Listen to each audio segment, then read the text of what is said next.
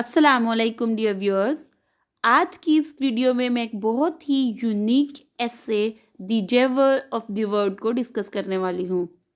اس ایسے میں امیہ خاندان کے بارے میں ہم ڈسکس کریں گے، جس کا ایک 20 سال کا نوجوان عبد الرحمن جس کا نام تھا، اور وہ اپنی غیر معمولی ہمت اور ذہانت کے ذریعے اسپین کا بادشاہ بنا، اور وہاں پہ اس نے اسلامی طرز حکومت کو قائم کیا اور بہت ہی شاندار سلطنت قائم کی.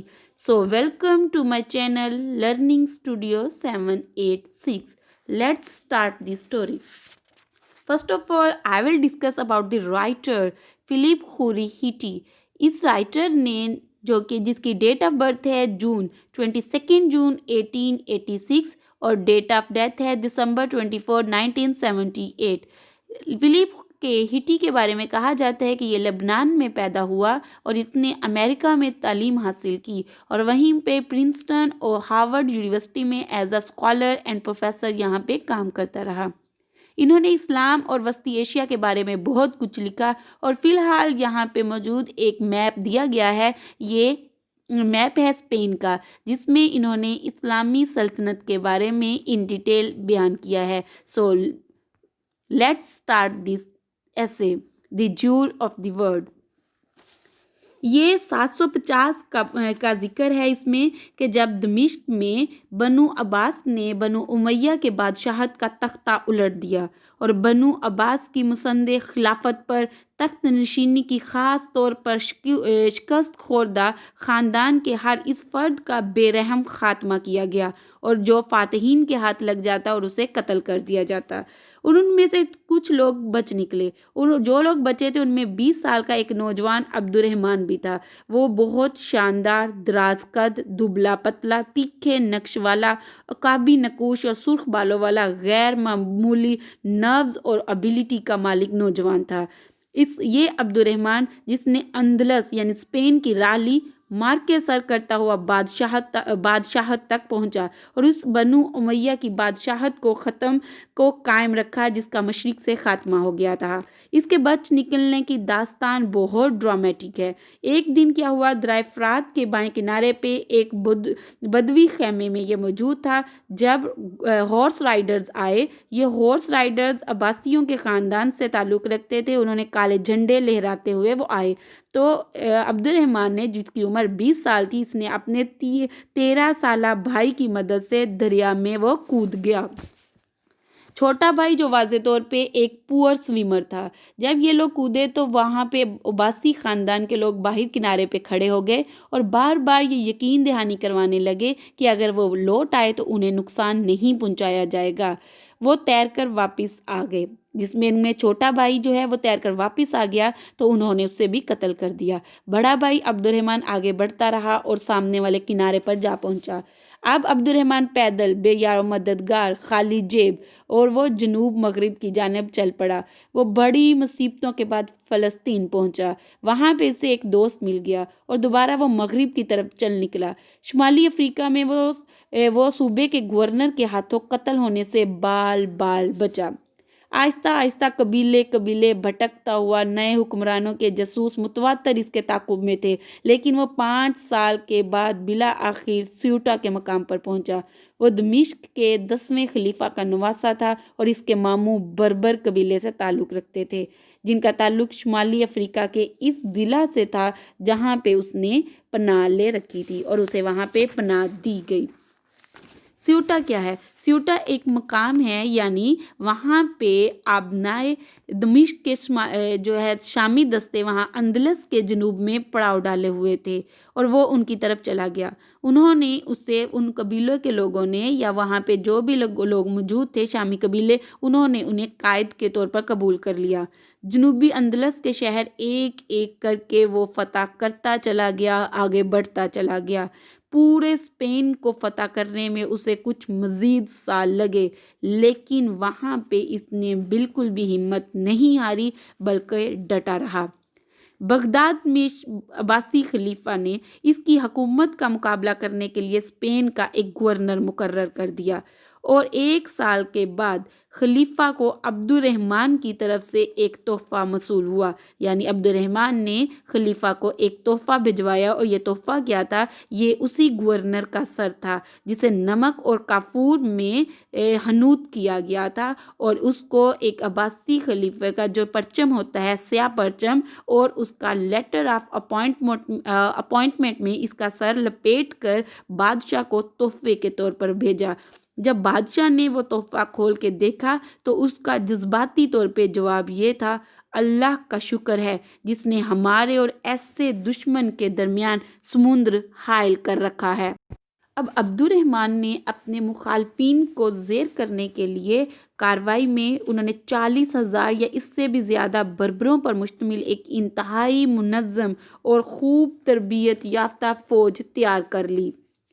یہ فوج کیا تھی؟ بربر کیا تھے؟ بربر ایک قبیلے کا نام ہے یا ایک خاندان تھے۔ یہ لوگ جنگی مہارتوں میں بہت تیز تھے، تو انہوں نے ایک انتہائی مضبوط فوج تیار کر دی، اور وہ فراخ دلانہ تنخواہ کے ذریعے ان کی حمایت کو اپنی حق میں رکھنا جانتا تھا۔ 773 میں اس نے ابھی تک عباسی خلیفہ کے نام سے جمعے کے دن دیا جانے والا خطبہ بھی بند کر دیا، لیکن اس نے اپنے لیے خلیفہ کا لقب اختیار نہ کیا، بلکہ عبد الرحمن سوم تک اس کے جانشین امیر کے نام پر قائم رہے، یعنی وہ صرف امیر کا لقب ہی اپنے لیے انہوں نے رکھا۔ عبد الرحمن اول کے زیر تسلط اندلس وہ پہلا صوبہ تھا جس نے اسلام کے مسلمہ خلیفہ کے اختیار کو رد کر دیا۔ اپنی سلطنت کو مستحکم کرنے کے بعد عبد الرحمن دی آرٹ آف پیس کی طرف متوجہ ہوا۔ جس طرح اس نے خود کو دی آرٹ آف وار میں بہت منظم اور عظیم ثابت کیا تھا، اسی طرح آرٹ آف پیس میں بھی خود کو قابل ثابت کیا۔ اس نے اپنی سلطنت کے شہروں کو خوبصورت بنایا، دارالحکومت کو اتنے صاف پانی کی فراہمی کی۔ اس طرح دارالحکومت کے گرد اس نے بہت ایک مضبوط دیوار بھی تعمیر کروائی۔ شمال مشرقی شام میں اپنے جد امجد کے ایک تعمیر کردہ محل کی طرز پر قرطبہ سے باہر اس نے اپنے لیے ایک محل اور باغ بھی تعمیر کروایا، اور اس کے مضافاتی محل میں اس نے پانی کا بندوبست بھی کیا، وہاں پہ آڑو اور انار جیسے غیر ملکی پودے بھی لگائے۔ اپنے باغ میں کھجور کے ایک تنہا درخت جس کے بارے میں کہا جاتا ہے کہ وہ شام سے لایا گیا تھا، یہ پہلا درخت تھا جو شام سے لایا گیا، اور اسے مخاطب ہوتے ہوئے وہ اپنے چند شعر بھی کہتا تھا۔ اپنی موت سے 2 سال قبل 788 میں عبد الرحمن نے مکہ اور یروشلم میں اسلام کی 2 مساجد کے ہم پلہ قرطبہ کی عظیم مسجد کی بنیاد رکھی۔ یہ مسجد جو اس کے جانشینوں نے مکمل کی، اور توسیع پانے والی یہ مسجد جلد ہی مغرب کے لیے اسلام کی ایک مقدس جگہ بن گئی۔ اس مسجد کو پرشکوہ ستونوں کے جھنڈ اور بیرونی کشادہ صحن سمیت اس عظیم الشان عمارت کو 1236 میں عیسائیوں نے کلیسا میں بدل دیا، یعنی اس کا کیتھیڈرل بنا دیا، لیکن آج بھی یہ لامیز کیوٹا یعنی مسجد کے مقبول نام سے باقی ہے۔ اس عظیم الشان مسجد کے علاوہ دارالخلافہ پہلے ہی ایک پل رکھنے پر بہت اترا سکتا تھا، جسے گوادل کیویر کے نام سے جانا جاتا ہے، جس کی بعد میں 17 محرابوں تک توسیع کر دی گئی تھی۔ امیہ خاندان کے بانی کی توجہ محض اپنے لوگوں کی مادی فلاح و بہبود تک نہیں تھی، کئی لحاظ سے اس نے فاضلانہ تحریک بھی بنا رکھی تھی۔ یہ انٹلیکچوئل موومنٹ جو ہے یہ 9ویں صدی سے لے کے 11ویں صدی تک اسلامی اسپین کو 2 عالمی ثقافتی مراکز میں سے ایک کا درجہ دیے رکھا۔ اس نے خلیفہ عبد الرحمن کا دربار پورے یورپ میں پرشکوہ درباروں میں سے ایک تھا۔ رومی شہنشاہ اور اسی طرح جرمنی، اٹلی اور فرانس کے شاہوں کی طرف سے سفیر یہاں آیا کرتے تھے۔ اس دارالخلافہ کا مقام قرطبہ، جس میں 5 لاکھ لوگ رہتے تھے، اس میں 700 مساجد اور 300 عوامی غسل خانے تھے۔ صرف بغداد اور قسطنطنیہ سے شان و شوکت بھی کم تھا۔ شاہی محل جس کا نام الزہرہ تھا، اس میں 400 کمرے اور اپارٹمنٹ تھے، جن میں ہزاروں غلام اور محافظ رہتے تھے۔ یہ شہر کے شمال مغرب میں واقع تھا، جہاں سے دریا گوادل کیکور کا منظر نیچے دکھائی بھی دیتا تھا۔ عبد الرحمن نے 836 میں اس کی تعمیر شروع کی۔ سنگ مرمر نیومیڈیا اور کارتھیج سے منگوایا گیا اور اس کے ستون اور اس کے سٹیچوز جس پر سنہری مجسمے کندہ تھے قسطنطنیہ سے یا تو درآمد کیے گئے یا بطور تحائف لیے گئے، اور 10,000 کاریگروں نے 1500 بوجھ اٹھانے والے جانوروں کے ساتھ اس پر 20 سال تک مشقت کی۔ الزہرا، جس کی بعد میں آنے والے خلفاء نے توسیع اور تزئین و آرائش کی، شاہی شہر کا مرکز بن گیا، جن کے کھنڈرات جن کی جزوی کھدائی 1910 میں یا اس کے بعد ہوئی اور وہ ابھی تک اسے دیکھا جا سکتا ہے۔ الزہرا محل میں خلیفہ غلام محافظین کے ایک جتھے میں گھرا رہتا تھا، جن کی تعداد 3750 تھی، اور جو اس کی 1,00,000 باقاعدہ فوج کا ہر اول دستہ تھا۔ ان کی مدد سے خلفاء نے نہ صرف سازش اور ڈاکہ زنی کو روکا، بلکہ پرانی عرب جو تھی ارسٹوکریسی کی جو بہت ساری روایات چل رہی تھی ان کو بھی ختم کیا۔ ٹریڈ کو، ایگریکلچر کو اس نے بہت فروغ دیا، اور اس نے ریاست کے ذرائع آمدن کو یعنی سورسز آف انکم کو کئی گنا بڑھا دیا۔ شاہی آمدنی کا جو حصہ ہوتا تھا یعنی 62,45,000 دینار جمع ہوتے تھے، جن کا 1/3 حصہ فوج کو، 1/3 حصہ رفاع عامہ کے لیے کافی ہوتا اور 1/3 حصہ خزانہ میں جمع کروا دیا جاتا۔ قرطبہ کبھی پہلے اتنا خوشحال نہ تھا، انڈلوزیا کبھی بھی اتنا امیر اور ریاست اتنی کامیاب نہ تھی۔ یہ صرف اور صرف ایک شخص کی ذہانت کی بدولت حاصل ہوا جو بڑھاپے میں 73 سال یعنی 73 ایئرز کی عمر میں فوت ہوا، اور ہمیں بتایا گیا ہے کہ اس نے ایک بیان چھوڑا جو ہمیں بتاتا ہے کہ اسے حقیقی خوشی کے صرف 14 دن نصیب ہوئے تھے۔ جیسا کہ ہمیشہ ہوتا آیا ہے، مشرق ہو یا مغرب، شاہی خاندان میں دور حکومت میں خاص طور پہ مسلم دنیا میں اقتدار ہمیشہ کمزور رہا ہے۔ اس وقت سے جب عبد الرحمن اول نے اسپین میں اپنی واجبی سی حکومت قائم کی، امیہ خاندان اسے سنبھالے رکھا، مگر اس وقت جب 912 میں اس خاندان کی اگلی ممتاز شخصیت عبد الصوم نے تخت سنبھالا تو وہ اندرونی کانفلکٹس اور قبائل کی بغاوتوں کی وجہ سے اسپین کی مسلم ریاست کو قرطبہ کے شہر اور اس کے گرد و نواح تک محدود کر چکی تھی۔ عبد الرحمن سوم نے جب اقتدار سنبھالا تو وہ اپنے نامور پیشرو کی طرح نوجوان تھا، یعنی محض 23 سال کا تھا، اور اس نے عبد الرحمن کی طرح ذہین اور پرعزم بھی تھا۔ ایک ایک کر کے اس نے اپنے ہارے ہوئے صوبوں کو دوبارہ فتح کر لیا، انہیں نظم و نسق میں لے آیا، حکمت اور صلاحیت کے ساتھ وہاں کا انتظام چلایا۔ اس کا عہد حکومت 912 سے لے کے 961 تک یعنی 50 سال تک قائم رہا۔ اس دور کے لحاظ سے ایک غیر معمولی طور پر یہ ایک لمبا عرصہ ہے۔ سیاسی طور پر اس دور کی نمایاں بات یہ رہی کہ اس بادشاہ نے خود کو امیر کہلوانے کی بجائے خود کو ایک خلیفہ کے طور پر انٹروڈیوس کروایا۔ اس کے ساتھ ہی اسپین میں اموی خلافت کا آغاز ہوتا ہے۔ اس کا دور حکومت اور اس کے فوراً بعد آنے والے جانشینوں کا دور حکومت مغرب میں مسلم حکمرانی کے عروج کی شناخت ہے۔ اس دور میں جو کہ لگ بھگ 10ویں صدی تھی، اموی دارالخلافہ قرطبہ یورپ کا سب سے متمدن شہر تھا اور قسطنطنیہ اور بغداد کے بعد دنیا کے تیسرا ثقافتی مرکز میں سے ایک تھا۔ جو مین 3 ثقافتی مراکز تھے ان میں سے یہ ایک تھا۔ 1,30,000 مکانات اور 21 مضافاتی اضلاع، 70 لائبریریوں اور بے شمار کتب خانوں، مساجد اور محلوں کی بدولت اس شہر نے بین الاقوامی شہرت حاصل کر لی۔ یہ سیاحوں کے دل میں تعظیم اور اس میں بہت زیادہ دلچسپی پیدا کرتا تھا۔ ان میں میلوں لمبی پختہ گلیاں تھیں جو دونوں اطراف میں موجود گھروں کی روشنیوں سے جگمگاتی رہتی تھی، جبکہ اس عہد کے 700 سال بعد بھی لندن میں ایک بھی پبلک لیمپ نہ تھا، اور صدیوں بعد پیرس میں کسی بھی بارش والے دن جو کوئی گھر کی دہلیز سے باہر قدم رکھتا تو ٹخنوں تک کیچڑ میں دھنس جاتا۔ लियोन, नादरा या बार्सिलोना के हुक्मरानों को जब कभी किसी सर्जन, मुमार, माहिर गुलकार या मलबूसात तैयार करवाने होते तो ये लोग कुर्तबाही में से दरख्वास्त करते कि इनकी ये चीज़ें तैयार की जा सके या फिर वहाँ से हुनरमंद लिए जा सके। इस मुस्लिम दारुल खिलाफा की शोहरत दूर जर्मनी तक जा पहुँची, जहाँ एक सेक्सन रहबरा ने इसे जवाहर आलम, द जेवल ऑफ द वर्ल्ड का नाम दिया।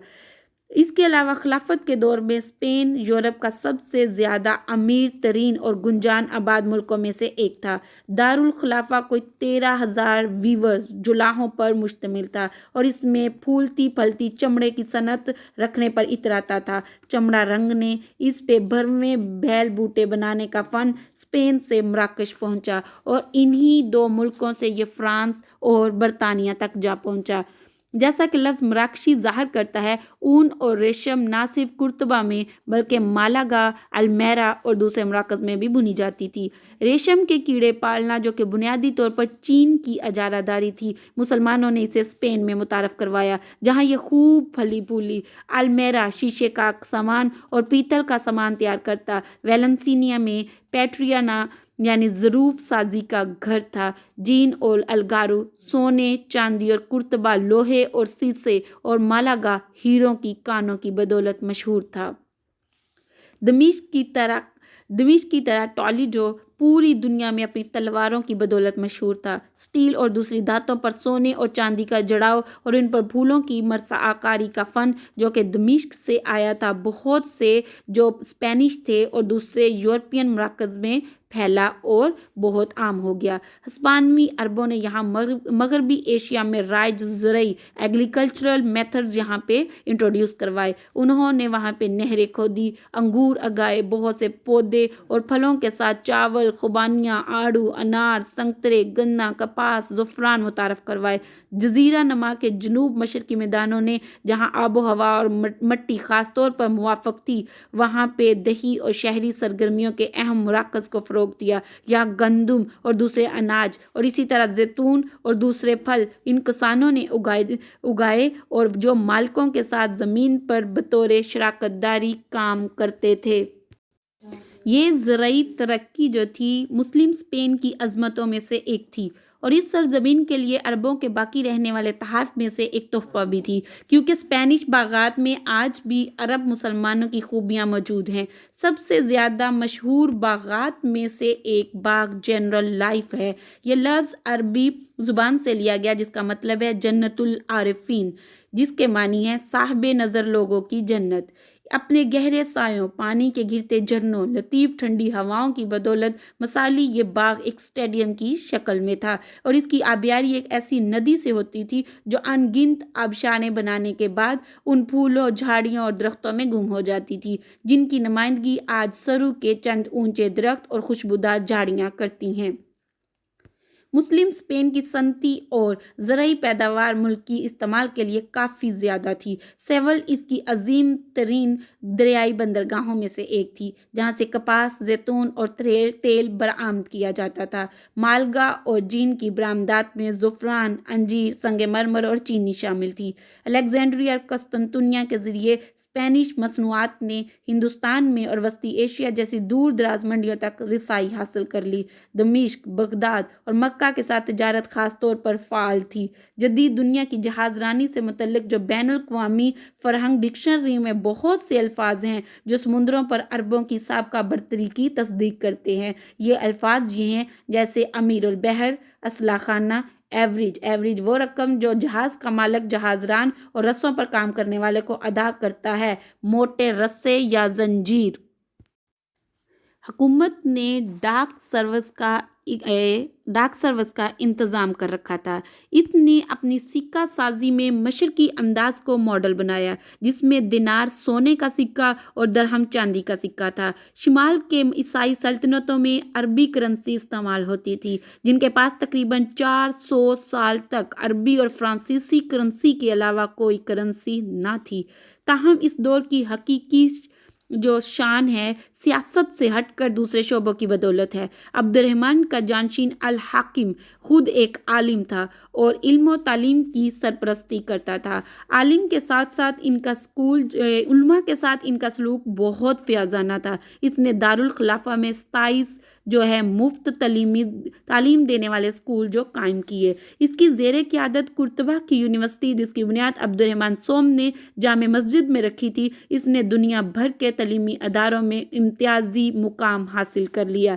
ये काहिरा के अल-ज़हर और बगदाद के निज़ामिया दोनों से सबकत ले गई। इसने ईसाई और मुस्लिम तुलबा को न सिर्फ स्पेन बल्कि यूरोप, अफ्रीका और एशिया के दूसरों हिस्सों से भी अपनी जानब मुतवज्जे किया। अल-हाकिम ने इस मस्जिद की तौसीक़ की जिसमें यह यूनिवर्सिटी कायम थी। इसमें शीशे के नलों के ज़रिए पानी फ्राहम किया और बाइजेंटियम के फ़नकारों की तरफ से लाई गई काशीकारी से इसकी तज़ीन व आराइश की। इसने यूनिवर्सिटी में मशरिक़ से प्रोफेसर्स को मदऊ किया और इनकी तनख्वाहों के लिए अलहदा से फ़ंड मुख्तस कर दिया। यूनिवर्सिटी के अलावा दारुल खिलाफा में ग्राम आया लाइब्रेरी भी मौजूद थी। अल-हाकिम किताबों का शेदाई था। इसके एलची जो थे वो किताबों को ख़रीदते, इनकी नकल हासिल करने की गल से अस्कंदरिया, दमिश्क और बगदाद की किताबों की दुकानों को छान मारते। इस तरह जमा की गई कुतुब की तादाद 4 लाख बताई जाती है। इन किताबों के उन्वानात की जो फहरिस्त थी, इसमें 44 जिल्दों पर मुश्तमिल थी, जिसमें हर एक जिल्द में सिर्फ शायराना कलाम के लिए 20 औराक मुख्तस किए गए थे। अल-हाकिम जो गालिबन मुस्लिम खुलफा में बेहतरीन आलम था, इसने बहुत सी कुतुब को ज़ाती तौर पर पढ़ा। ख़ास किताबों पर इसके लिखे गए नोट्स में इन्हें बाद में किताबें इकट्ठी करने वालों के लिए ग्रां कदर बना दिया। अगानी नामी किताब, जिसे इस वक्त अल-सुबहानी जो कि उमवी ख़ानदान में से था, इराक़ में लिख रहा था, इसकी पहली कॉपी हासिल करने के लिए अल-हाकिम ने मुसन्नफ़ को 1000 दिनार बेचे। इस दौर में अंदलस में जो कल्चर था वो अमूमी हालत एक बुलंद मियार तक जा पहुंची। एक मुमताज़ यानी एक बहुत ही अहम फेमस डच स्कॉलर ने कहा, जिसका नाम डोजी है, उसने कहा है कि यहाँ पे तकरीबन हर कोई पढ़ लिख सकता था। ये सब कुछ इस वक्त की बात है जब ईसाई यूरोप में इल्म व तालीम की सिर्फ बुनियादी बातें मालूम थी और वो भी सिर्फ चंद पादरियों को। और इन्हीं अल्फाज के साथ इस एसे का इख्तिताम होता है।